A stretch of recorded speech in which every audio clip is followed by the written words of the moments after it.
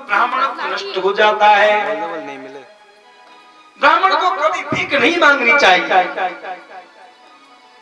दान लेने का तो ब्राह्मण का अधिकार है, पर उन्हीं को दे दे। भीख मांगने का नहीं। शांतम सुशीलश्च सर्वभूतेते रता अतएव नैव गृह्णामि एतद् ब्राह्मण लक्षणम। ब्राह्मण को शांति रखनी चाहिए और सुशील होना चाहिए और सभी के लिए भला सोचने वाला हो ब्राह्मण, और बिना दिए किसी की चीज को छीन करके चोर करके नहीं लेनी चाहिए। और तीसरी बात, एक जगह भी भागवत में सुखदेव जी ने सुदामा को कभी दरिद्र नहीं कहा। कहीं भी दरिद्र का संबोधन हुआ है क्या? लेकिन मैं समझता हूं कि जितने सुंदर विशेषण भागवत में सुदामा जी के लिए उपयुक्त किए हैं सुखदेव जी महाराज ने, ऐसा किसी भी संत के लिए नहीं। देखा जाए तो सुदामा जी के घर में सुबह खाएं तो शाम को अन्न नहीं बचता। यह बिल्कुल सत्य बात है।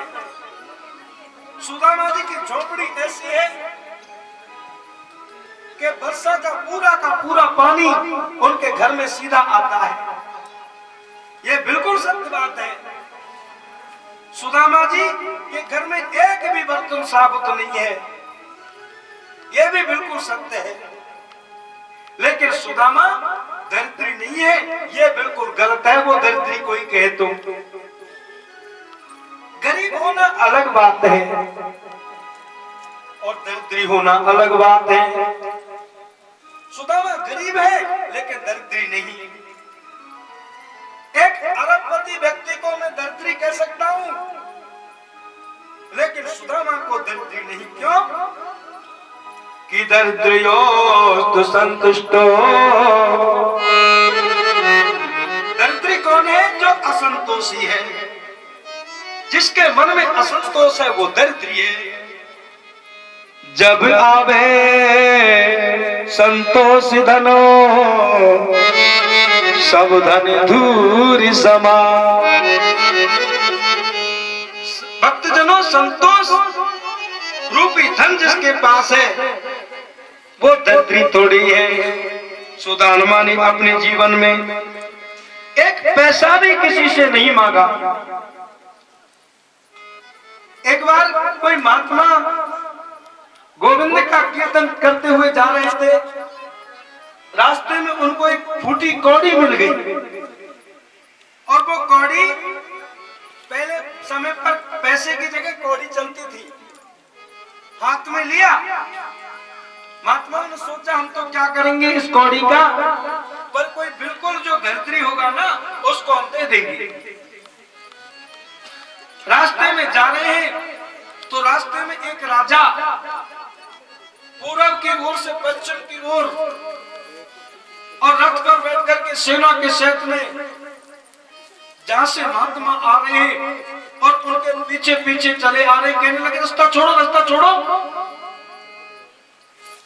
महात्माओं से कहा महाराज हमारे राजा आ रहे हैं, रास्ता छोड़ो। बोल तुम्हारे राजा कहां जा रहे हैं? बोल पूरब के राजा ने कि राजा है वो पश्चिम के राजा पर चढ़ाई करती है, तो फिर क्या करेंगे? वो उसको जीत करके अपने राज्य में मिलाएंगे। महात्माओं ने कहा फिर तो मिल गया, इसको अपने राज्य पर संतोष नहीं है।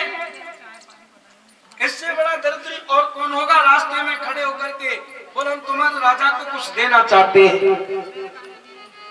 जैसे ही रथ रुका और राजा ने नीचे उतरा और हाथ किया तो हाथ पर कौड़ी रख दी। बोले हमको तुमसे ज्यादा बड़ा कोई दरिद्र नहीं मिला। अरे जो कुछ परमात्मा ने दे रखा है उस पर संतोष करो। ये थोड़ी है कि इस राज्य में हम रह रहे दूसरे राज्य को जीत ले और तीसरे को जीत ले। मशहूर था सिकंदर जब आया देश के अंदर बन करके भागा बंदर। अरे सिकंदर ने तो पूरी दुनिया पर विजय कर ली, लेकिन भारत में आया ना, तो भारत में जब लड़ाई लड़ने आया तो बंदर बन गया, क्योंकि यहाँ दुनिया क्या जिंदगियां रहते हैं। तुझे शांति मिली कि नहीं? बोल शांति नहीं मिली। तो चाहे अपन कितना भी लाख करोड़ कमाए, लेकिन संतुष्टि नहीं है तो जीवन में दरिद्रता बनी रहेगी। दरिद्र सुदामा जी के घर में गरीबी का साम्राज्य, भक्तजनों, लेकिन कभी किसी से कुछ मांगते नहीं। सत्संग में जो आ जाए, कथा कीर्तन करने में जो आ जाए, बस उसी से संतुष्ट। ब्राह्मण है ना, ब्राह्मण को कथा कीर्तन करना चाहिए। ब्राह्मण को कथा में जो दक्षिणा मिले वो लेना चाहिए, भीख नहीं। कथा की दक्षिणा होती है, ब्राह्मण को भीख नहीं। भगवान समाज में जाकर के यज्ञ कराए, कथा करे, कीर्तन करे और दुनिया को अपना कीर्तन इत्यादि का पुण्य प्रदान करे। और यदि आजकल तो कथाएं ब्राह्मणों से लोग कम ही करा पाते हैं। जो पत्नी है कहने लगी, सुनिए, आपको मालूम है कि आपके द्वारकाधीश जो है वो आपके बचपन के मित्र हैं। सुदामा जी के नेत्र सजल हो गए और अपनी पत्नी से बोले, वाह देवी, आज तुमने कितनी पुरानी याद मुझे दिला दी। कृष्ण मेरा कोई मित्र तो नहीं, वो तो मेरा जन्म का लंगोटिया है। देवी, हम दोनों गुरुकुल में एक साथ रहते थे, एक संग खेलते थे। आजकल वो द्वारका का राजा है और मैं अपनी कुटिया का राजा हूं। सुदामा जी की पत्नी ने कहा, सुनिए, क्या आपके मन में कभी वो द्वारकाधीश से मिलने की इच्छा नहीं होती? सुदामा जी बोले, देवी, ऐसा कौन होगा संसार में जो ऐसे मित्र से मिलना नहीं चाहता? लेकिन मैं कैसे देवी, मैं वहां तक जा भी नहीं सकता, यहीं बैठे बैठे मन से मिल लेता हूं।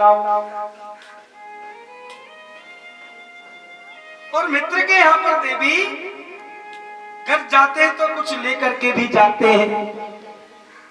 मित्र के घर पर, गुरु के घर पर, और या कोई बहन बेटी के घर पर खाली हाथ नहीं जाते। देवी, मैं तो ये मन से ही मिल लेता हूँ, ध्यान कर लेता हूँ मेरे मित्र का। पत्नी ने सोचा, तब तो हो गया कल्याण। हे कन्हैया, जब तक तुम शरीर से नहीं जाओगे कैसे उद्धार होगा? मेरे पति कृष्ण को देखेंगे तो पता चल जाएगा कि घर में कितना गरीबी का साम्राज्य है,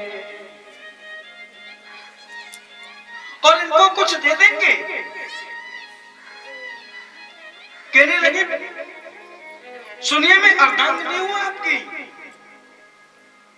पति भी भक्ति करे और उससे पत्नी को कोई असर नहीं होता, लेकिन शरीर से यदि सत्कर्म पति करता है तो आधा फल पत्नी को अपने आप ही मिल जाता है।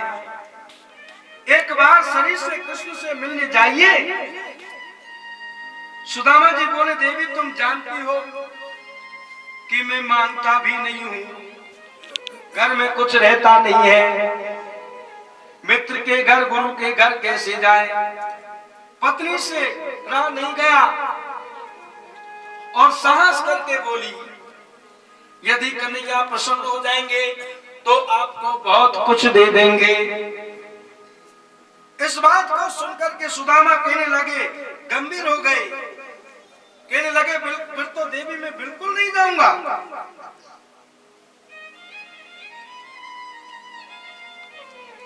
तो देवी सुशीला कहने लगी, महाराज आप मेरी बात एक तो मान जाया करो। इन बच्चों की हालत नहीं देखी जाती, 2-2 3-3 दिन इनको खाना खाए हो जाता है।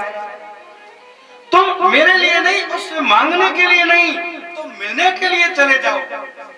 हाँ फिर तो देवी चलेगा, मित्र से मिलूंगा सही पर मांगूंगा नहीं।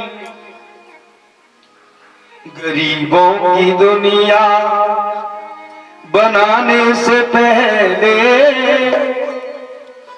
बता दे कन्हैया, गरीबों की दुनिया बनाने से पहले बता दे मुझे, क्या तू रोया न होगा। गरीबों की दुनिया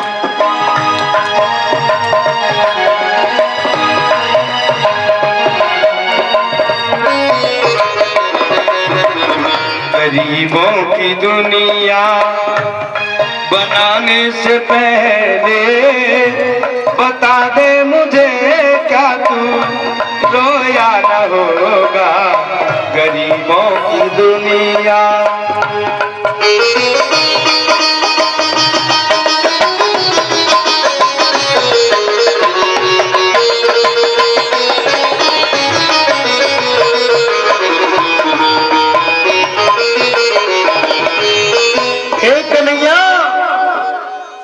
सुदामा के घर में गरीबी का साम्राज्य है, लेकिन संतोष है। देवी सुशीला इधर उधर गई और पड़ोसन के घर में गई। आज हमारे पति द्वारका को जा रहे हैं। हाँ कर लिया सुदामा ने, और ये पूस का ही महीना था। इसी महीने में गए, सप्तमी तिथि थी और यही कृष्ण पक्ष का सप्तमी तिथि, और बहुत कड़ाके की सर्दी पड़ी हुई है। घर में कोई साबुत वस्त्र भी नहीं है। 2-4 घरों के 2-2 मुट्ठी तंदूर लेके आई है। जानती है कि कन्हैया को पता लगेगा कि इनके घर में तो ये तंदूर भी नहीं, इधर उधर से कोई टूटे हुए कोई साबुत, उनको उसमें कपड़े में सुशीला की फटी हुई साड़ी में बांधा। कहने लगी, देवी मैं जल्दी आ जाऊंगा, प्रसन्न रहना, गोविंद का खूब स्मरण करना। रास्ते में चलते चलते कन्हैया का ध्यान करते हुए जा रहे हैं। श्याम तुम्हें ढूंढने जाए कहाँ कहाँ, गणेशा तुम्हें ढूंढने जाए कहाँ कहाँ, जाए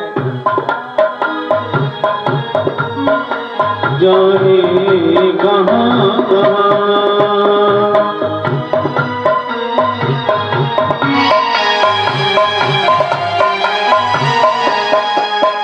अपने बिरे किया बुलाए कहाँ कहाँ, अपने बिरे किया दिलाए कहाँ कहाँ, हमेशा तुम्हें ढूंढने जाए कहाँ कहाँ, घनश्याम तुम्हें ढूंढने जाए कहाँ कहाँ।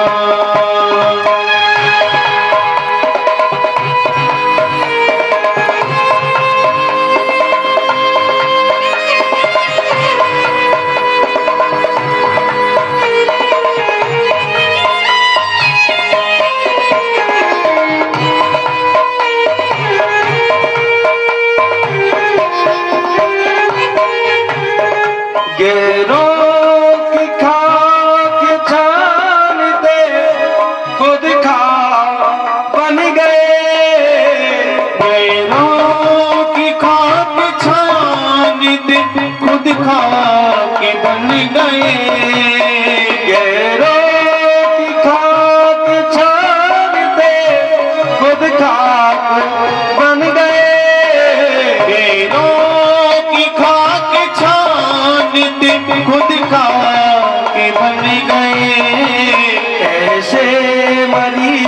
मुझको दिखलाए कहाँ कहाँ गणेशा ढूंढने जाए कहाँ कहाँ अपने विरह की याद दिलाए कहाँ कहाँ शाम तुम्हें ढूंढने जाए कहाँ कहाँ।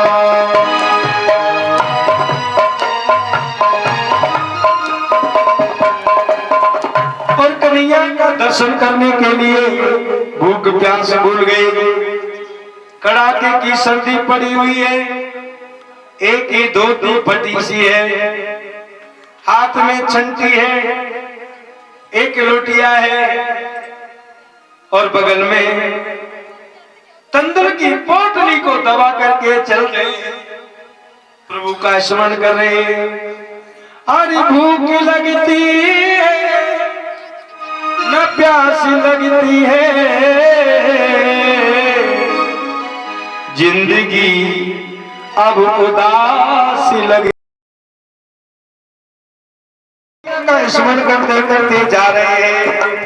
हे गोविंद, हे गोपाल, हे कन्हैया, प्यारे दर्शन दीजो आए। और कन्हैया का स्मरण करते करते और चलते चलते कोई 10-15 दिन हो गए।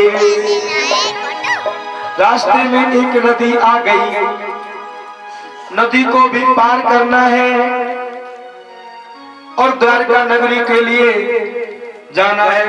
वहां पर नाव नाव के लिए खड़ा है। कहने लगे भैया यहाँ से द्वारका नगरी कितनी दूर है? बोल वैसे तो ज्यादा दूर नहीं है, पर तुम्हारे शरीर को देख के लगता है कि कोई महीनों भर तुमको लग जाएगा पहुंचने में। सुदामा जी ने कहा वारी गोपाल, तेरे से मित्रता हुई और न जाने इस जीवन में कितनी दूर चला गया। अब तुमको आना है तो ठीक है और दर्शन देना है तो ठीक है, बस हम तो यहीं बैठ जाते हैं। दर्शन देना है तो ठीक। मैंने गोविंद ने सोचा कि मेरा सुदामा आया है, लेकिन पैदल चल करके आए, ये ठीक नहीं है। सुदामा जी तो सो गए जमीन पर ही, और भगवान ने अपने गरुड़ को भेजा और सुदामा को अपनी पीठ पर लाद करके और यहीं पर सुदामा नगरी के आसपास में छोड़ दिया। और जैसे आने लगे देखा एक पूरी सोने की स्वर्णमयी नगरी, और पूछने लगे रास्ते में लोगों से, भैया ये सामने कौन सी नगरी है? बोली द्वारकापुरी। अरे मैं द्वारकापुरी, ज्यादा दूर तो कुछ है नहीं, मैं तो यही जल्दी से आ गया, लेकिन पता नहीं है कि गोविंद ने कृपा करी है। महाराज आप किससे मिलने जा रहे हो? बोल मैं कन्हैया का मित्र हूँ। वो तुम पे नहीं है लगता और चल दिए कलकत्ता। कन्हैया को भी मित्रता किससे पाई थी?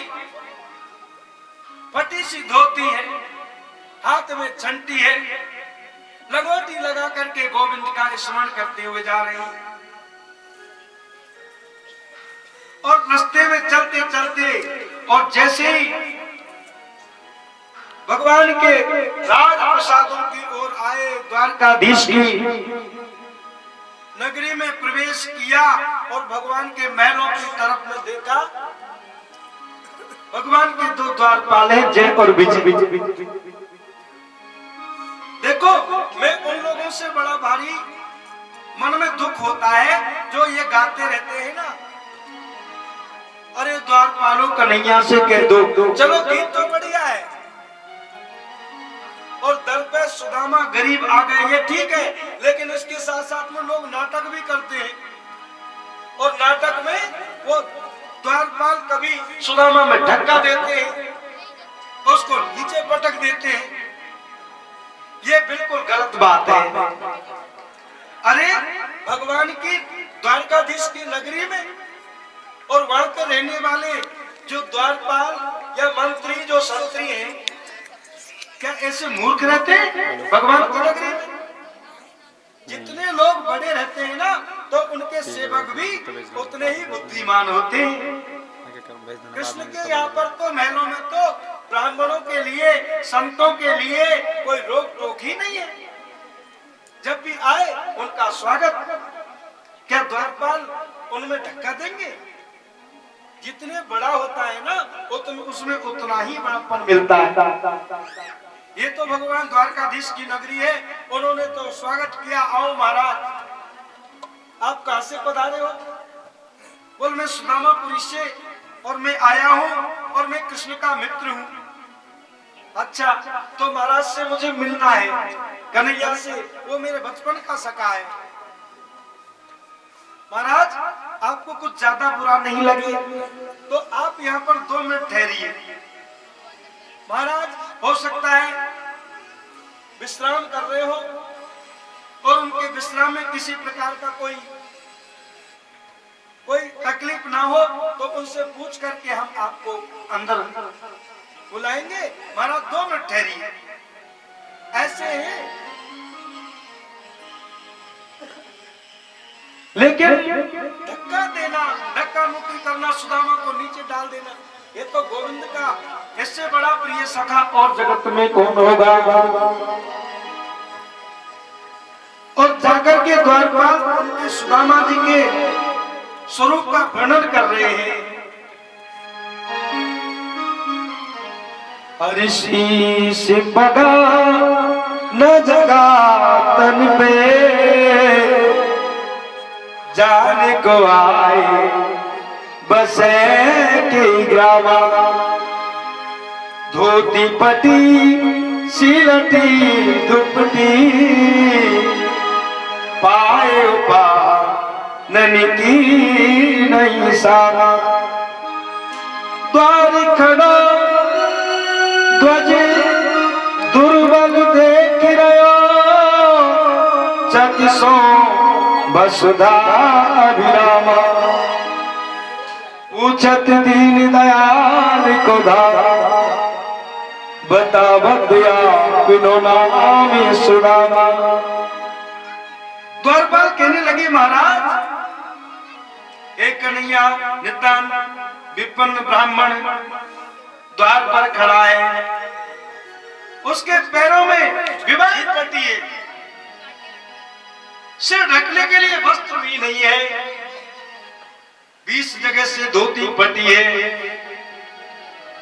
इतना दुबला पतला पवित्र ब्राह्मण है, एक एक हड्डी दिखाई दे रही है, फूटी सी एक लोटा है, टूटी सी एक छड़ी है, उधड़ी सी एक रस्सी है हाथ में, और आपको अपने बचपन का मित्र बता रहा है। और उसका नाम क्या है बताऊं महाराज? बोल बताओ।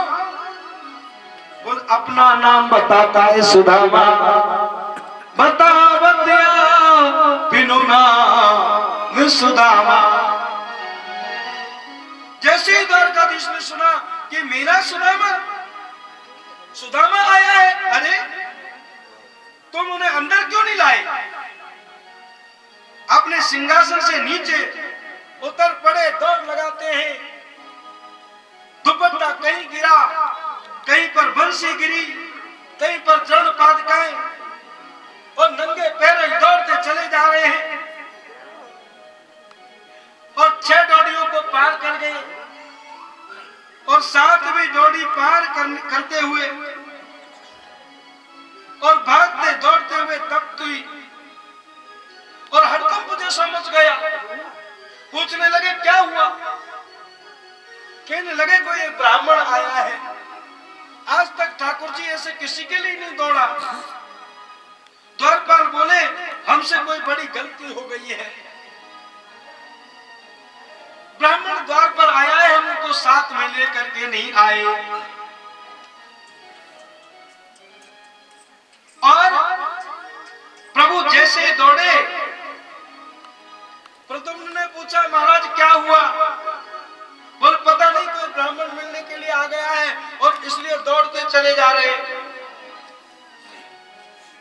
तो उनके पीछे प्रद्युम्न दौड़ रहे हैं। सबको चिंता हो गई, आखिर बात क्या है? इतनी जोर से ठाकुर जी आज तक किसी के लिए नहीं दौड़े। द्वारकाधीश से मिलने के लिए यदि ब्रह्मा भी आ जाए ना तो भगवान नहीं जाएंगे। दौड़े दौड़े मेरे प्रभु द्वारकाधीश प्रधान द्वार पर आ गए और बैठे हुए सुदामा को उठाया और अपनी गोदी में लेकर के हृदय से लगा लिया। देख सुधा प्रभु भक्त वत्सल अपने दांतों से कांटा निकाल रहे हैं कि मैया की आरती कृष्ण करी